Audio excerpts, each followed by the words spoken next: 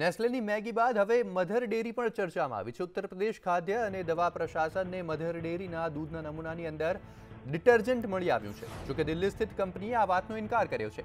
ઉત્તર પ્રદેશ આગ્રાના અધિકારીએ રામ નરેશ યાદવે જણાવ્યું છે કે પરિણામ બાદ જાણવા મળ્યું છે કે દૂધની ગુણવત્તા હલકી છે અને બેમાંથી એક નમૂનામાં ડિટર્જન્ટ હોવાનું પણ સામે આવ્યું છે।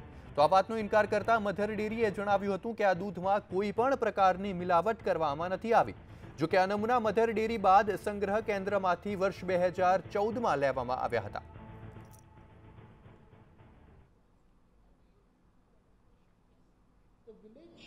No, it's not possible.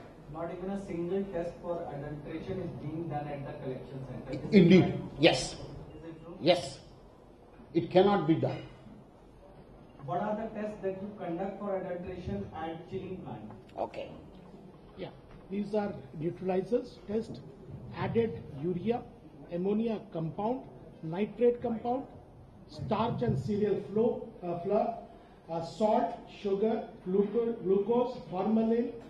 Then you have mineral oil test, hydrogen peroxide test, maltodextrin test, antibiotic residual test, sodium ion test, and of course detergent test. So sir, I have a follow-up question to that. Now since you must be getting the milk in particular size of bottles or cans from these collection centers. So do you individually check each and every collection center's bottle or cans, or do you first mix them up and then go for checking out? Hear me. Just a minute. Milk from the collection center. In the collection center, typically it ranges from 30 to 40 farmers in a village. That milk is pooled. That milk is supplied in tankers to the chilling center. Okay? Not exactly, sir. Please help me. It also goes in cans To to the chilling center. possible.